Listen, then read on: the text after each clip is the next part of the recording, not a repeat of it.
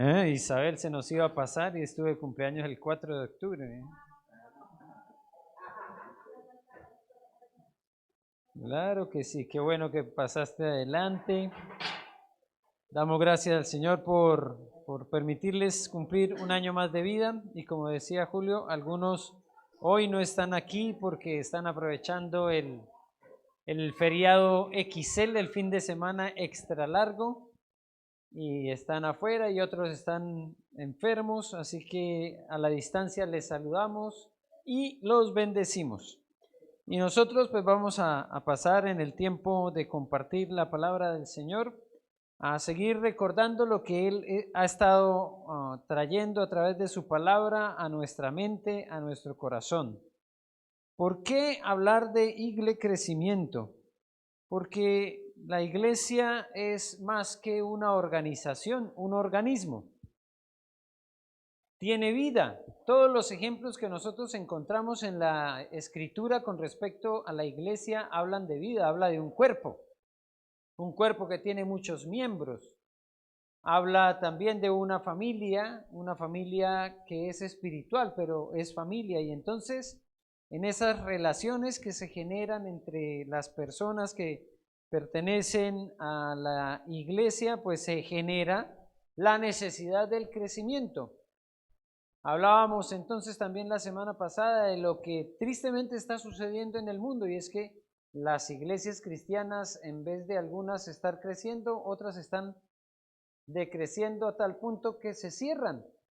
Se venden los edificios que por años estuvieron dedicados a la predicación de la palabra de Dios y hoy, por ejemplo, se han convertido en bodegas, en bares, en tabernas, en teatros, en sitios para las actividades recreativas, pero lamentablemente pues se da un reconocimiento de que se está perdiendo también esa dinámica del crecimiento de las iglesias. ¿Por qué es necesario entender que los ejemplos bíblicos realmente nos hablan es más de la multiplicación, de un crecimiento que se genera que al principio a veces puede ser explosivo, pero que después se da un crecimiento más sostenido? Y tenemos ejemplos de multiplicación. No, está pasando, Panchito. ¿Puedes cambiarle el lugar, por favor, el control a veces funciona mejor en otro de los puertos? Y la multiplicación nosotros la vemos como un resultado de esa intervención divina que nos lleva a ver cómo a partir de solamente 5 panes y 2 peces se dio la multiplicación que alimentó a 5,000 hombres, además de mujeres y niños. Y la multiplicación en la iglesia también nosotros la vemos como empezaron a crecer estos grupos de personas que predicando la palabra veían a Cristo como su Señor y Salvador y que les instaba necesariamente a llevar el mensaje de salvación. El poder de la multiplicación entonces nos hace pensar en que cada uno de nosotros, cada discípulo tiene un lugar, tiene algo para aportar, es una pieza fundamental y que en ese engranaje cuando nos complementamos, cuando nos unimos, entonces podemos ver el panorama completo o como se hace en los puzzles o rompecabezas, como se le llaman también, la imagen completa. Si uno toma una sola pieza, entonces a veces uno no sabe si es así, si es así, si es así. Pero cuando ya se junta con las demás, entonces se ve y se refleja lo que es el panorama completo. Para nosotros es importante ponernos de acuerdo y participar activamente unos y otros, haciendo entonces la función de cuerpo que se espera que sea la iglesia. Algunos han sido bendecidos por ayudas económicas que han partido de acá, desde la iglesia, algunas materiales y otras en dinero, pero que es difícil para una sola familia poder juntar una mercadería y llevarla y entregarla a alguien que tiene necesidad. Pero aquí nos hemos puesto de acuerdo y entre unos y otros traen algunos arroz, otros aceite, leche, y otros aportan con dinero y se ha podido bendecir a muchas familias. Ese es el trabajo que se hace en equipo, siendo cada uno de nosotros piezas fundamentales, como discípulos, haciendo cada uno nuestra parte. No todos pueden ir, pero algunos envían dinero. No todos pueden manejar el recurso, pero otros, por ejemplo, como Julio, nos administra, nos ayuda en la administración de ese recurso. Y toma tiempo cotejar los ingresos con lo que se ha entregado, hacer las transferencias, pero es parte del desarrollo de los dones, de los talentos que el Señor nos ha dado para poder juntos como iglesia hacer la obra que el Señor nos ha llamado a hacer.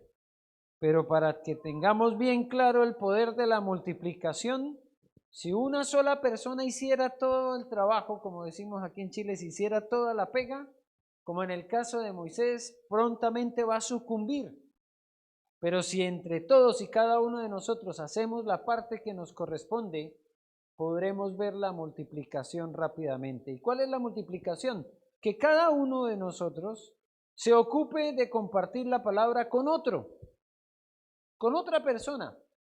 No estamos pidiendo ir a las multitudes. El Señor llama a algunos para ir a las multitudes, pero sí nos permite a cada uno de nosotros ir a alguien más, a un conocido, a un amigo, a un vecino, a un familiar, llevar la palabra a alguien más.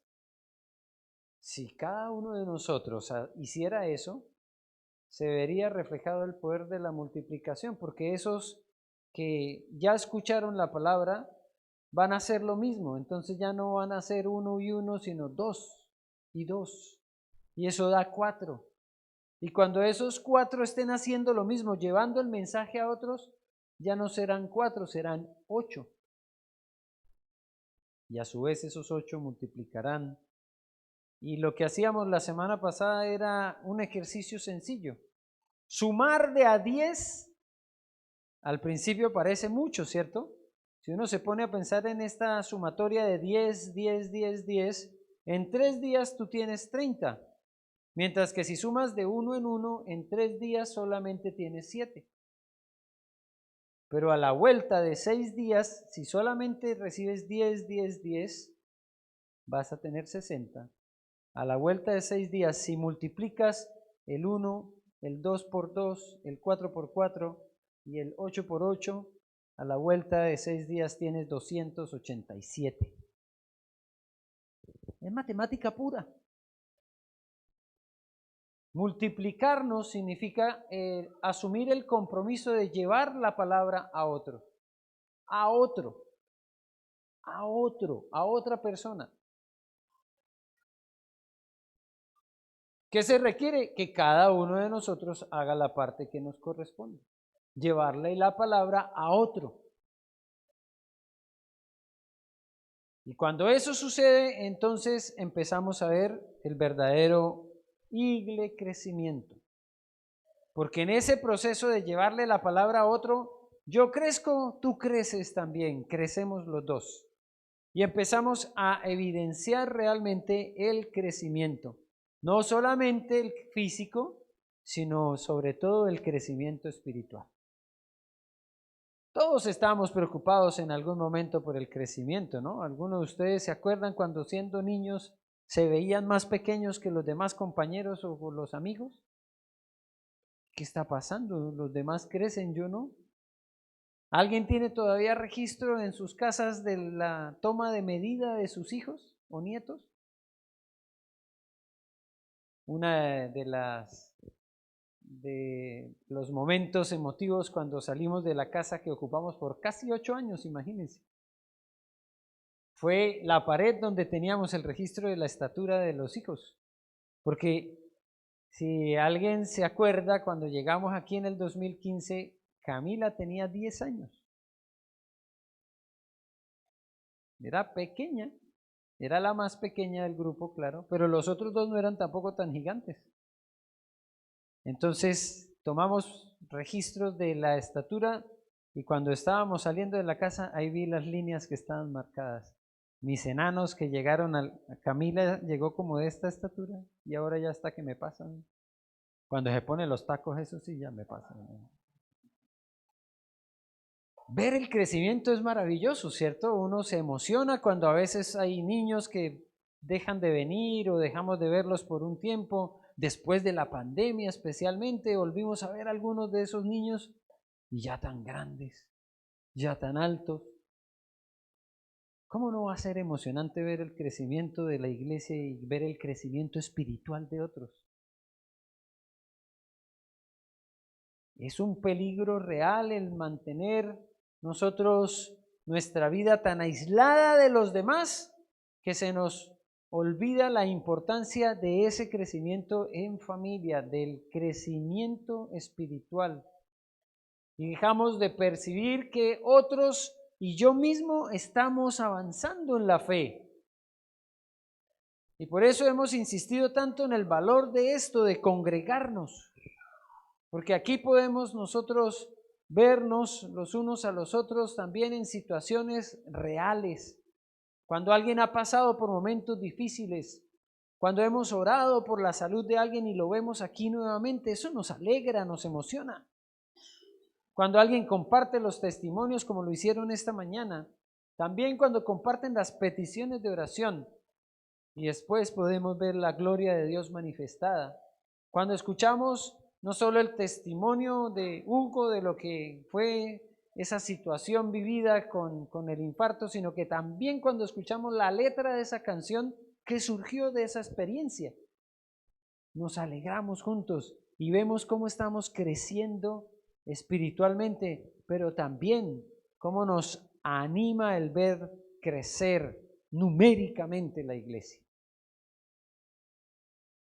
Por eso cuando estamos en los bautismos, ya sea aquí que los hemos realizado allí en Locañas o allá en Caurga, es bonito cuando se agolpa la familia espiritual y después de que la persona ha sido bautizada se escuchan aplausos, se escucha alegría, hay celebración.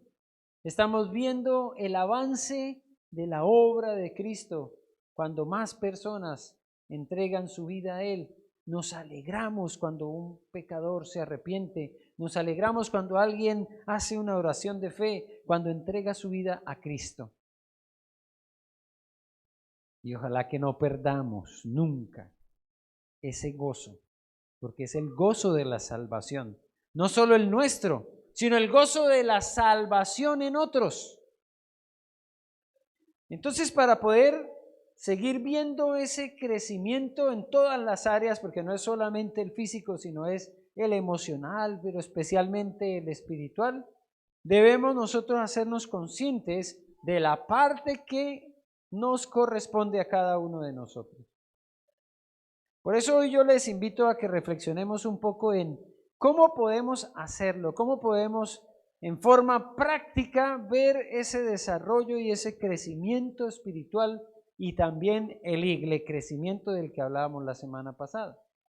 Para eso les invito a que miremos un texto en la Escritura, en la carta que el apóstol Pablo envió a Timoteo, la segunda de ellas, en el capítulo 3, y leeremos del versículo 1 al 17.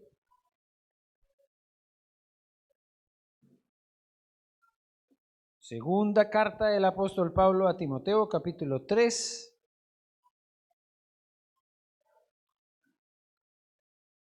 Y a fin de que podamos entender completamente el contexto, pues vamos a leer todo el capítulo del versículo 1 al 17.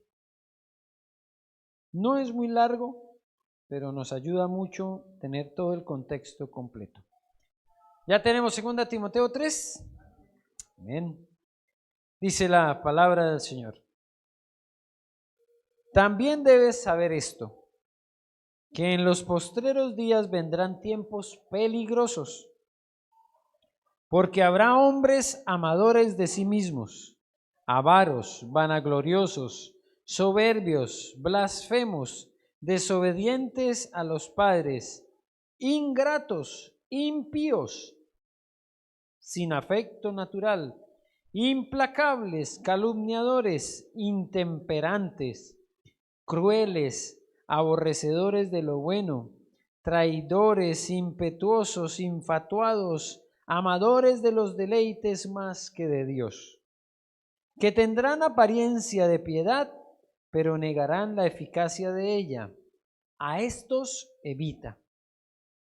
Porque de estos son los que se meten en las casas y llevan cautivas a las mujercillas cargadas de pecados, arrastradas por diversas concupiscencias. Estas siempre están aprendiendo y nunca pueden llegar al conocimiento de la verdad. Y de la manera que Janes y Jambres resistieron a Moisés, así también estos resisten a la verdad. Hombres corruptos de entendimiento, réprobos en cuanto a la fe, mas no irán más adelante, porque su insensatez será manifiesta a todos, como también lo fue la de aquellos. Pero tú has seguido mi doctrina, conducta, propósito, fe, longanimidad, amor, paciencia, persecuciones, padecimientos, como los que me sobrevinieron en Antioquía, en Iconio, en Listra, persecuciones que he sufrido y de todas me ha librado el Señor. Y también todos los que quieren vivir piadosamente en Cristo Jesús padecerán persecución. Mas los malos hombres y los engañadores irán de mal en peor, engañando y siendo engañados.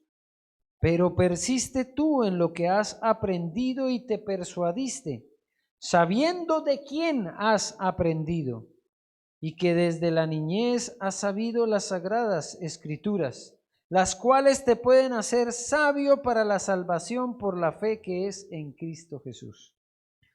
Toda la escritura es inspirada por Dios y útil para enseñar, para redarguir, para corregir, para instruir en justicia, a fin de que el hombre de Dios sea perfecto, enteramente preparado para toda buena obra.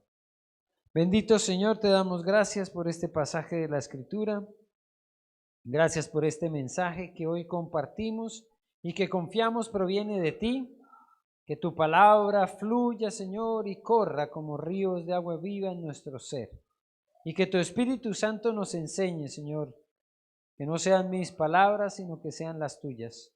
Y que podamos crecer en el entendimiento de lo que significa ser discípulos tuyos. Ayúdanos, Señor, a entenderlo, pero sobre todo a ponerlo en práctica. Te lo rogamos en el nombre de Jesús. Amén. Amén. Bien, lo más importante y la palabra a la cual le hemos estado dando bastante énfasis en las últimas semanas es la palabra discípulo. Comenzamos marcando diferencias entre lo que a veces son los llamados creyentes, los llamados cristianos, los que a veces nosotros decimos son simpatizantes en la fe, y el significado más profundo que tiene la palabra discípulo. Jesús no envió a ser solamente personas conocedoras del mensaje. Empezó en el llamado que hizo y en la comisión que entregó a darle sentido a lo que significa ir y hacer discípulos.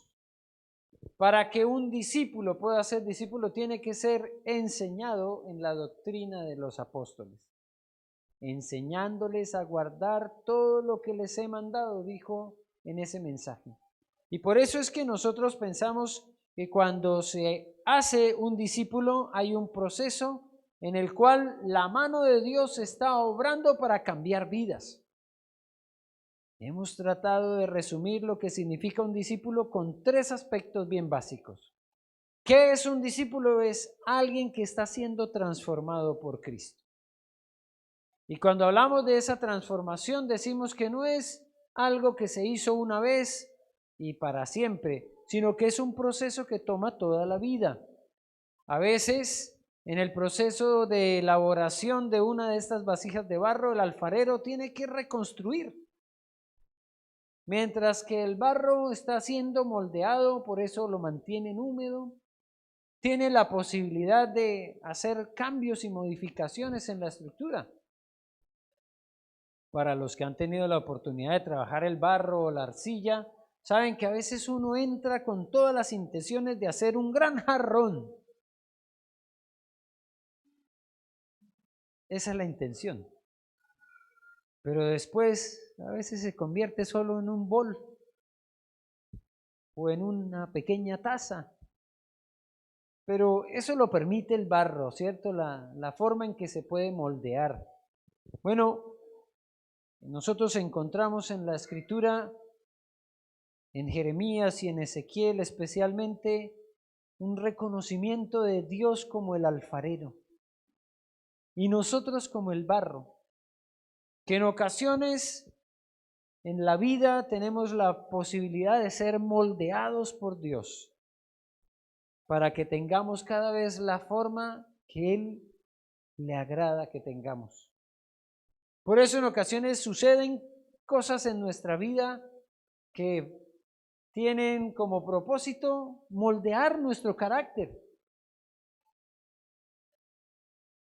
que tengamos cada vez más la forma que el Señor quiere que tengamos.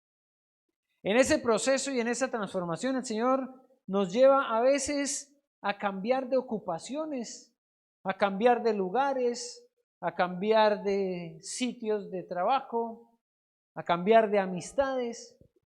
En el caso de lo que hizo Jesús con las personas que estuvieron a su alrededor, veíamos cómo los discípulos, por ejemplo, cambiaron su vida, dejaron de ser pescadores de peces, el Señor los llamó a ser pescadores de hombres.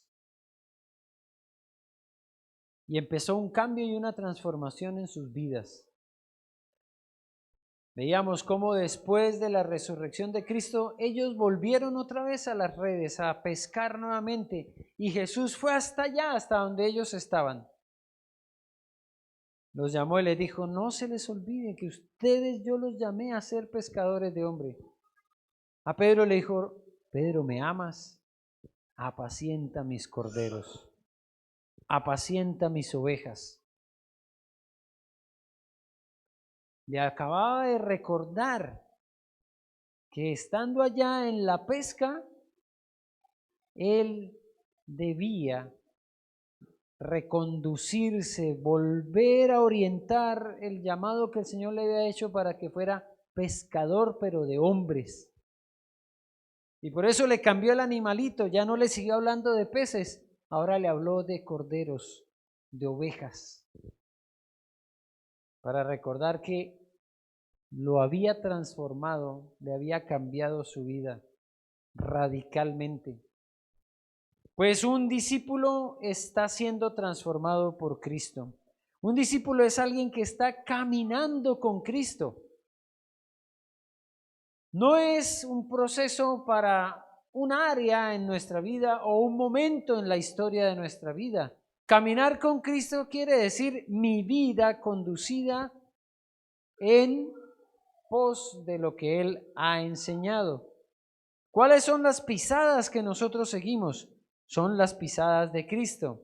¿Y qué dice Juan en 1 de Juan 2:6? El que dice que permanece en Él debe andar como Él anduvo. Este versículo es supremamente claro. El que dice que es un discípulo de Jesús debe andar como Jesús anduvo. El ejemplo siempre va a ser Jesús. ¿A quién imitar? A Jesús. Debe andar como Él anduvo. Y claramente no está hablando de un estilo para el caminado, ¿no? Algunos tienen un estilito para caminar muy particular, pero no es el estilo, es la senda que fue mostrada, fue el ejemplo que fue dado para que nosotros lo sigamos. Entonces un discípulo no solamente está siendo transformado por Cristo, sino está caminando con Él. Está viviendo la vida con Él, está siguiendo el ejemplo de Él. Está obedeciendo. El que dice que permanece en Él debe caminar como Él.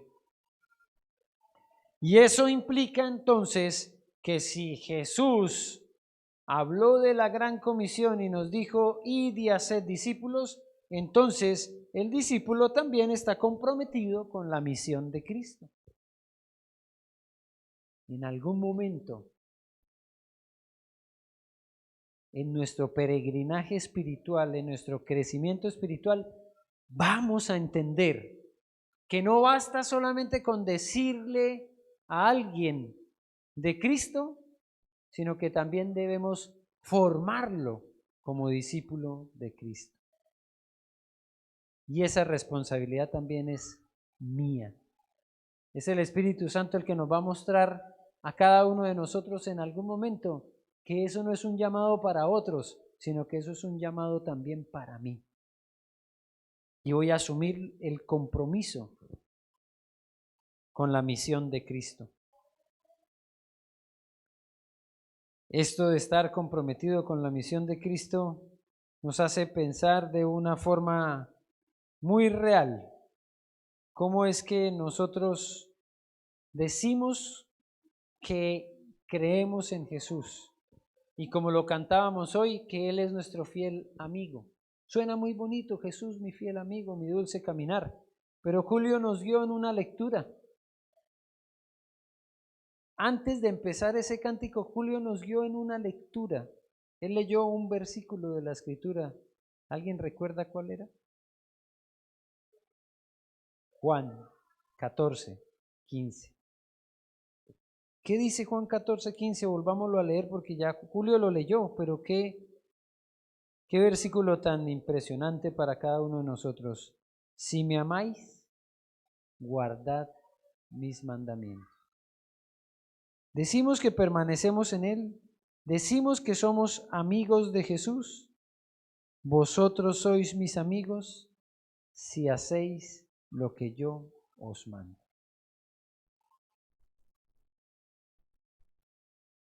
Suena bonito decirlo en la canción, ¿cierto? Jesús, mi fiel amigo, mi dulce caminar.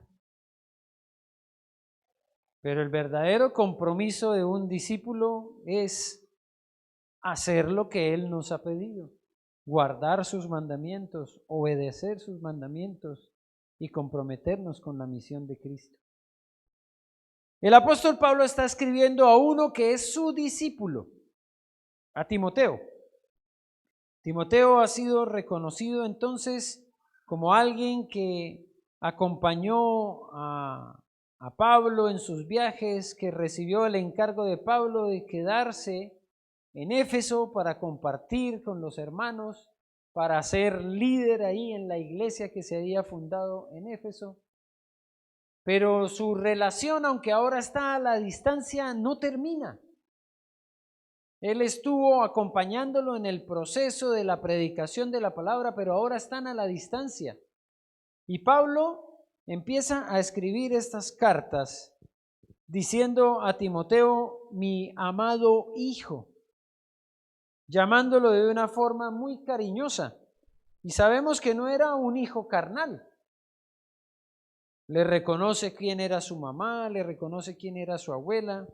En la primera carta le dice a Timoteo en el saludo inicial, capítulo 1, versículo 2, Timoteo, verdadero hijo en la fe.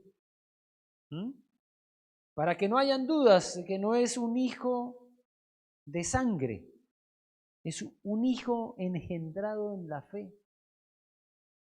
En otras palabras, Timoteo es un discípulo de Pablo. Y Pablo aún a la distancia se sigue preocupando por el crecimiento espiritual de Timoteo. Y le escribe esta carta entonces, que cada uno de nosotros puede leerla en su totalidad, pero lo está preparando para lo que va a ser el desarrollo del ministerio de Timoteo. Por eso en este capítulo, en el capítulo 3, empieza diciéndole, debes saber esto. Le hace una advertencia a Timoteo. En los postreros días vendrán tiempos peligrosos. Ese es un llamado de atención que para nosotros es muy real todavía hoy, ¿verdad?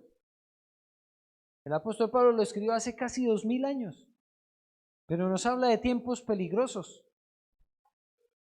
¿Habrán más peligrosos que los de ahora? Probablemente sí, ¿no? Vendrán tiempos más peligrosos todavía. ¿Saben que hicieron una encuesta y preguntaron, como siempre, a un segmento de la población? No nos preguntaron a todos los que vivimos en Chile, pero hacen una encuesta y sacan una muestra estadística. Y de tantas personas a las que les preguntan cuál es su preocupación, se entiende que de alguna manera también ahí se ve reflejado un universo, ¿cierto? Por eso las encuestas tienen mucha de cercanía con la realidad. Aunque tomen a 100 o a 1000 personas, hacen muestras de todos los espectros de la población. ¿Y la preocupación principal de los chilenos hoy cuál es? La seguridad. Estamos en tiempos peligrosos. Muchos están preocupados realmente por lo que está pasando, porque no parece menguar, sino que se incrementa cada día la inseguridad. Y el apóstol Pablo está escribiendo esto hace como 2000 años y nos dice, vienen días peligrosos. Y nosotros decimos, no, qué novedad, si esto no es de ahora. Algunos que fuimos criados en pueblos más pequeños que una urbe y una ciudad tan grande como Santiago, todavía recordamos las casas sin rejas. ¿Alguien vivió en casas sin rejas? Que se podía dejar la bicicleta ahí afuera en la calle. Ya ni siquiera en los pueblos pequeños está pasando eso. Los tiempos peligrosos son estos, pero han sido siempre.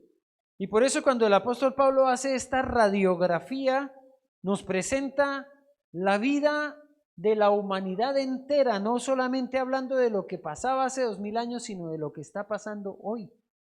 Miren esta radiografía de los tiempos peligrosos. Hombres amadores de sí mismos, avaros, vanagloriosos, soberbios, blasfemos. Hasta ahora ustedes ven en esta radiografía algo parecido a lo que está sucediendo hoy. Sigamos con la lista. Desobedientes a los padres. Imagínense si hay algo que para mí es impactante, es la muestra por edades de las capturas de los delincuentes.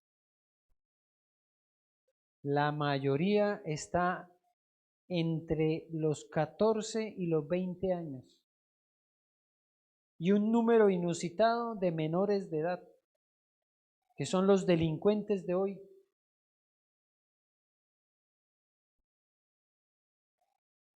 Desobedientes a los padres, ingratos, impíos, sin afecto natural, implacables, calumniadores, intemperantes, crueles, aborrecedores de lo bueno, traidores, impetuosos, infatuados, amadores de los deleites más que de Dios, que tienen apariencia de piedad, pero niegan la eficacia de ella. ¿Qué tal que nos dedicáramos a hablar de cada una de estas características? Las pasamos rápido, pero sin lugar a dudas son un reflejo de lo que es la sociedad en la que nos estamos encontrando hoy. Yo creo que todos hemos tenido cercano a nosotros en algún contexto a alguien que ha sido estafado, por ejemplo, o alguien que le han robado su perfil de WhatsApp. Hace poco tuvimos que dar el comunicado en nuestras redes sociales, aquí las de la iglesia, tengan cuidado que le clonaron el celular a Isis. Si le llega un mensaje no es de ella. Y empezaron, ya me había llegado a mí ya me había llegado el mensaje. ¿Y cuál era el mensaje? Oye, estoy en problemas, necesito que me prestes una plata. No solamente le roban el número, le roban el perfil, sino que empiezan a estafar a otros a través de ese perfil. Ahí está en la lista los estafadores. En esta lista nosotros vemos lo que está pasando hoy en día. Este mundo no va a cambiar si no es por el poder del Evangelio. Estas vidas de estos ladrones no van a cambiar hasta que no lleguen a conocer a Cristo. Y la pregunta es, ¿qué estamos haciendo nosotros para que esto cambie? La maldad va a seguir subiendo. La maldad se va a incrementar. Los tiempos van a ser cada vez más peligrosos. Pero ¿qué puede cambiar realmente? La gente está en una búsqueda de un cambio, pero ¿cuál es el cambio que realmente necesita esta sociedad? La gente a veces cree que el cambio es político. Tenemos que cambiar esta ideología que nos ha gobernado por 4 años, que no nos trajo ningún resultado. No, intentémoslo por otro lado. Y empieza a aparecer en los países la alternancia política. ¿Qué es la alternancia? Pasar de derechas a izquierdas, de una ideología a la otra, porque la gente cree, como este no me trajo la solución, seguro el otro sí. Y así. Y cada partido político se presenta como la solución, como el cambio. Pero cuando llegan al poder, se dan cuenta que no era ningún cambio. Es lo mismo, con otro matiz, con otro color, con otro lenguaje, pero simplemente los mismos. ¿Cuál es el verdadero cambio? Esta es una frase que se acuñó. Lo único constante en la vida es el cambio. Por eso la gente se acostumbró a pensar que la solución era cambio, cambio, cambio. Sí, cambio, pero cambio del corazón. No ese cambio que a veces se le quiere dar a las cosas, que es solamente un maquillaje. Es un cambio externo. Este mundo se acostumbra a un cambio que es solamente de imagen. Cuando la palabra del Señor nos habla de un verdadero cambio y transformación del corazón. El verdadero cambio, entonces, viene, como dice la Escritura, no cuando cambiamos lo que está externamente o cuando cambiamos lo que entra en nuestra boca, sino cuando empieza a cambiar lo que sale de nuestra boca. Cuando cambian las palabras que estamos diciendo como resultado de la obra que el Espíritu Santo está haciendo en nuestras vidas. Entonces el discípulo entiende que el cambio no es estético, no es externo. El discípulo entiende que el verdadero cambio es el del corazón.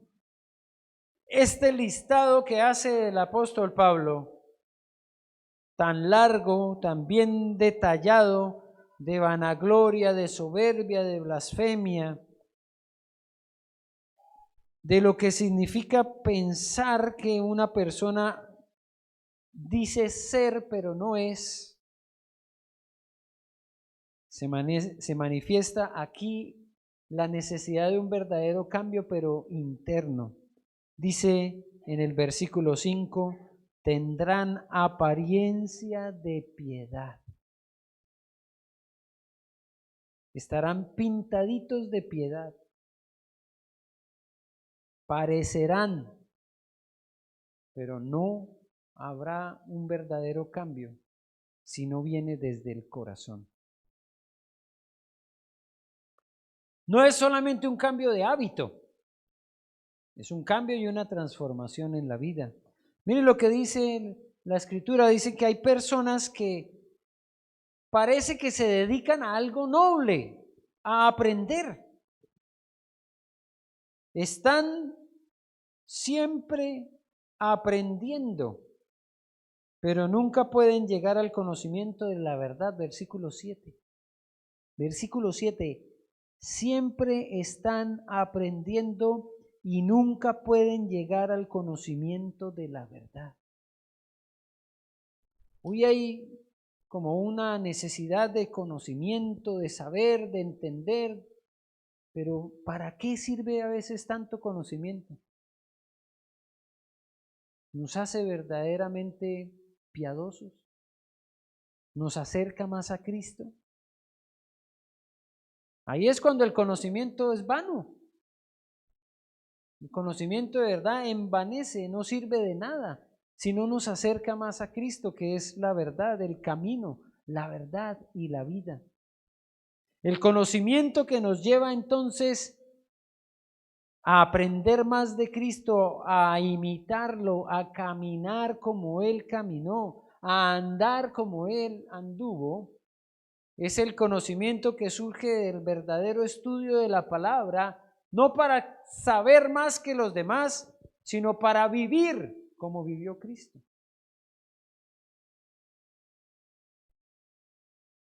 Versículo 7, qué impactante que es el pensar que algunos están aprendiendo todo el tiempo, pero nunca pueden llegar al conocimiento de la verdad.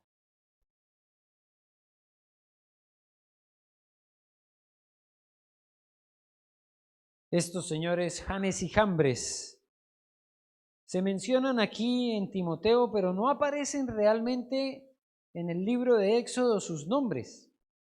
Pero cuando nos ponemos a estudiar quiénes fueron los que se opusieron a Moisés, como lo dijo el apóstol Pablo, les dice sus nombres de tal manera que Janes y Jambres resistieron a Moisés. Entonces tenemos que ir al libro del Antiguo Testamento de Éxodo para ver quiénes se opusieron a Moisés. Y leyendo el libro de Éxodo no encontramos a ningún Janes ni Jambres. Parece ser que dentro de los libros apócrifos que no hacen parte de la Biblia, pero que eran conocidos por el pueblo judío, sí tenían nombre propio estos dos personajes que se opusieron a Moisés. ¿Cuándo? Cuando Moisés fue a hablar con el faraón. Y cuando Moisés y Aarón fueron a pedirle al faraón que dejara salir al pueblo de Israel. Ahí encontramos en el capítulo 7 de Éxodo a dos personajes que se enfrentan a Moisés y Aarón y que cada vez que ellos, Moisés y Aarón, hicieron una de estas manifestaciones del poder de Dios milagrosas, estos tipos también hicieron algo con artes oscuras, dice el texto. ¿Se acuerdan que cuando soltó la vara, Moisés se convirtió en una serpiente? ¿Y qué hicieron los magos del faraón? Lo mismo.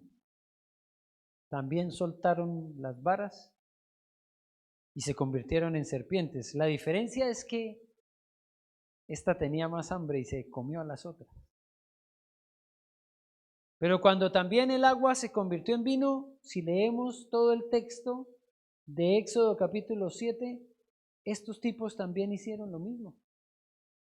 Con sus artes mágicas también convirtieron agua en sangre, agua en sangre. Y asimismo, con cada una de las situaciones que se venían presentando en manifestación del poder de Dios, estos señores se opusieron a Moisés, pero en realidad se pusieron a Dios.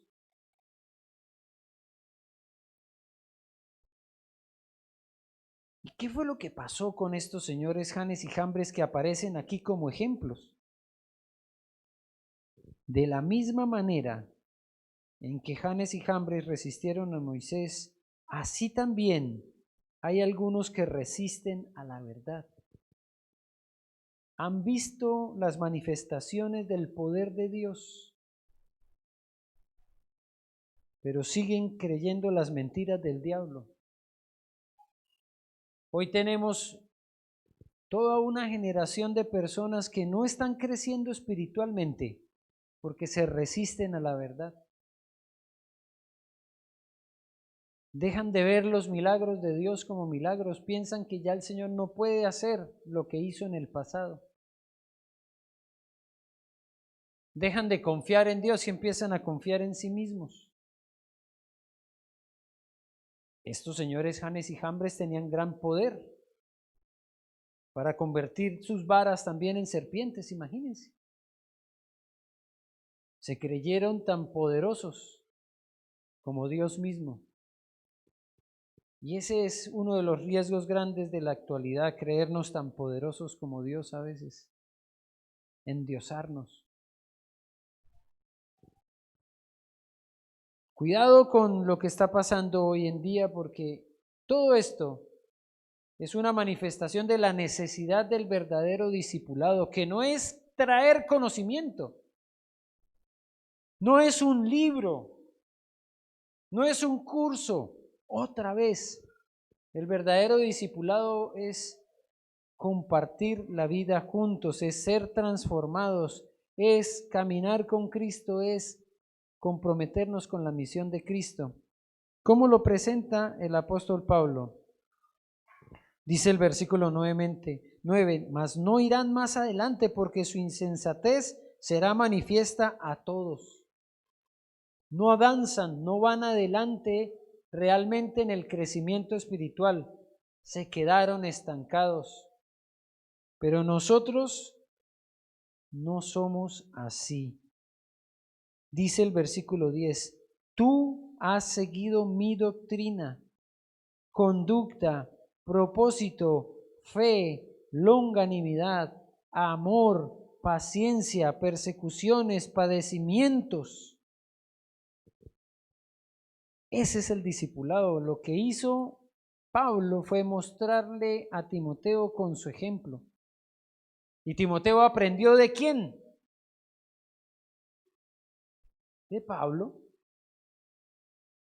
Tú has seguido mi doctrina, tú has seguido mi conducta, mi propósito, mi fe, mi longanimidad, mi amor, mi paciencia, mis persecuciones.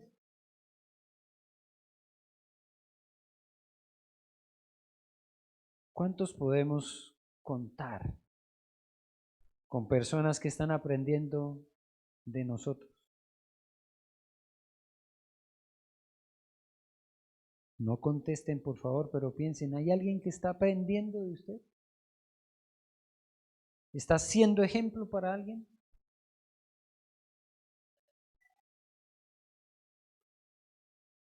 Ese es el discipulado. Ahora el apóstol Pablo lo dejó bien claro, dijo, aprended de mí como yo de Cristo. No era aprender de él solo porque él era muy buena persona, sino porque él estaba siguiendo a Cristo. Entonces, como Pablo estaba siguiendo a Cristo, pudo decirle a Timoteo, aprende de mí porque yo estoy aprendiendo de Cristo. Voy adelante, voy caminando.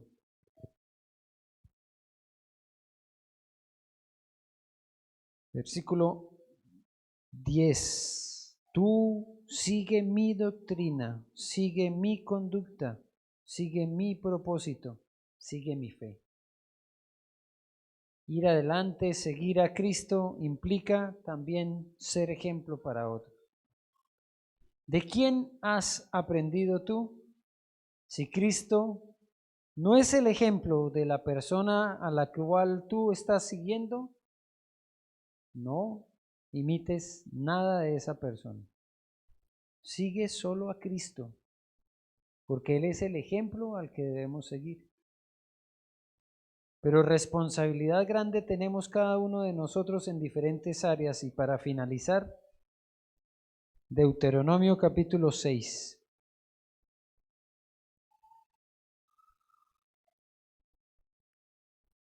Miren la primaria responsabilidad que tenemos cada uno de nosotros. Según lo que el Señor nos ha dicho en Deuteronomio capítulo 6, el versículo 7, dice, ¿a quiénes son a los que nosotros debemos mostrarles a Cristo? Estas palabras que yo te mando hoy estarán sobre tu corazón, versículo 6, y las repetirás a tus hijos, y hablarás de ellas estando en tu casa, y andando por el camino, y al acostarte, y cuando te levantes. Si el apóstol Pablo nos enseñó que se podían engendrar hijos espirituales, Yo creo que este texto todavía sigue vigente también para los hijos de carne, pero también para los hijos espirituales, a los cuales les repetirás este mensaje y les repetirás a tus hijos y hablarás de ellas estando en tu casa y andando por el camino y al acostarte y cuando te levantes. ¿Cuándo se va a desarrollar el discipulado entonces? ¿En dónde? En el camino, en casa, cuando te acuestes, cuando te levantes. El discipulado es la vida. No es la escuela dominical. La escuela dominical es una parte del discipulado de nuestros niños. A los padres les recordamos siempre, en la casa está el verdadero discipulado de los niños. ¿A quién le estamos compartiendo la palabra de Dios? ¿Quién está siguiendo nuestro ejemplo de lo que significa seguir a Cristo? Un momento para la reflexión. Es triste cuando nosotros no podemos ver propósito en nuestra vida. Cuando no sabemos ni para dónde vamos, lo hemos dicho de una forma muy gráfica, el que no sabe para dónde va, cualquier micro le sirve. Una vez vi un sticker pegado en la parte de atrás de un auto que decía: no me sigan que voy perdido. ¿Saben que hay muchas vidas que están así? Están perdidas y claro que la vamos a seguir.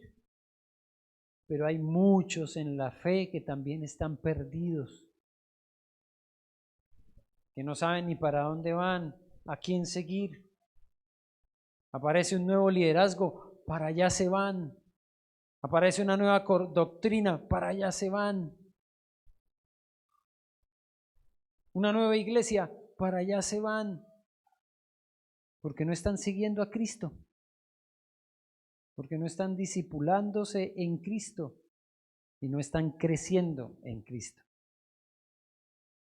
Vamos a seguir ratificando el hecho de que el discipulado es para nosotros fundamental, porque Cristo Jesús, cuando vino, lo que hizo con estos 12 fue convertirlos en sus discípulos. Y de ahí en adelante siguió con ellos. Les dijo: y no los voy a dejar solos, yo estaré con ustedes todos los días hasta el fin del mundo. ¿Cuándo se acabó el discipulado de los apóstoles? Nunca. El discipulado es toda la vida, para toda la vida y en todo momento de la vida. Amén. Señor, te damos gracias por este pasaje de la Escritura y por este mensaje. Y gracias, Señor, porque aquí podemos ratificar el hecho de que tú tienes un propósito para cada una de las situaciones que estamos viviendo. Gracias por esos ejemplos de vida que han sido para nosotros nuestros padres espirituales, los que hemos tenido a alguien como referente, alguien a quien seguir, de quien aprender, como Timoteo aprendió de Pablo. Ayúdanos, Señor, a entender que asimismo también nosotros somos ejemplo para otros, a veces un ejemplo negativo, pero que debería ser siempre un ejemplo positivo. Así que en tus manos, Señor, entregamos nuestras vidas y pedimos que tú nos ayudes a entender el plan que tienes para cada uno de nosotros como discípulos tuyos. Eso lo rogamos en el nombre de Jesús. Amén. Amén. Bendecida semana, hermano.